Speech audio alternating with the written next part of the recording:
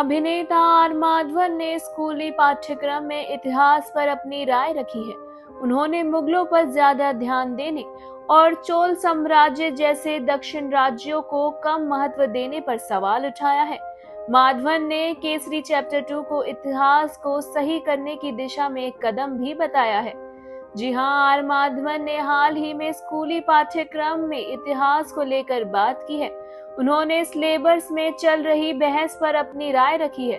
साथ ही Kesari chapter 2 the untold story of Jallianwala Bagh में स्वतंत्रता को लेकर लग रहे आरोप का जवाब भी दिया है। जी हां, उन्होंने न्यूज 18 शोशा को दिए एक इंटरव्यू में कहा, यह कहने पर मुझे परेशानी हो सकती है, लेकिन मैं फिर भी यह कहूंगा, जब मैंने स्कूल में इतिहास पढ़ा था तो मुगलों पर 8 चैप्टर, हड़प्पा और मोहनजोदारो सभ्यता पर 2, ब्रिटिश शासन और स्वतंत्रता संग्राम पर 4 और दक्षिण राज्यों जैसे चोल, पांड्य, पल्लव और चेरा जैसे पर सिर्फ 1 चैप्टर। इस दौरान आर माधवन ने कहा, ब्रिटिश और मुगलों ने हम पर करीब 800 साल तक राज किया, लेकिन चोल साम्राज्य 2400 साल पुराना है। वह समुद्री यात्रा और नौसैनिक शक्ति वाले थे। उनके पास मसाला मृग थे जो रोम तक फैले हुए थे। हमारे इतिहास का वह हिस्सा कहाँ है?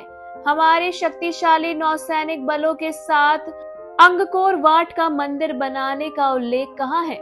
जैन धर्म, बौद्ध धर्म, हिंदू धर्म चीन में फैल गए। कोरिया में लोग आधी तमिल बोलते हैं क्योंकि हमारी भाषा वहां तक पहुंची है।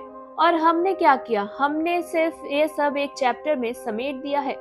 आर माधवन ने बताया कि मुगल वंश ने पहली स्कूली इतिहास की किताबों के एक बड़े हिस्से पर कब्जा कर रखा था।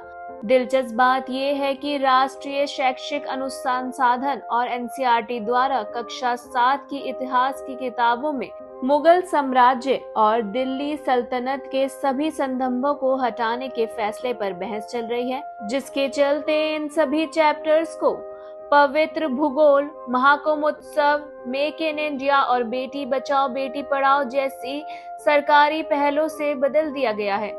इस पाठ्यक्रम को तैयार करने वाले पर निशाना साधते हुए माधवन ने कहा, यह किसकी कहानी है? पाठ्यक्रम किसने तय किया?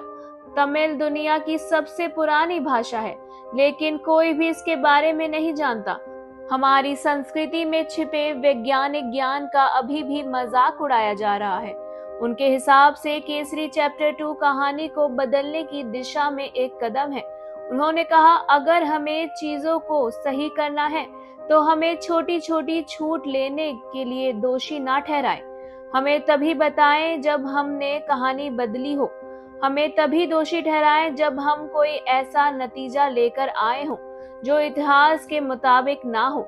इतिहास के बारे में सच्चाई सामने लाने के लिए हमें दोषी ना ठहराएं। हमें बदनाम करने का सबसे आसान तरीका यह कहना है कि हमने फायदा उठा लिया है। इसी के साथ उन्होंने आगे इस बात पर निराशा जताई कि अंग्रेजों ने इतिहास को किस तरह से फिर से गढ़ा।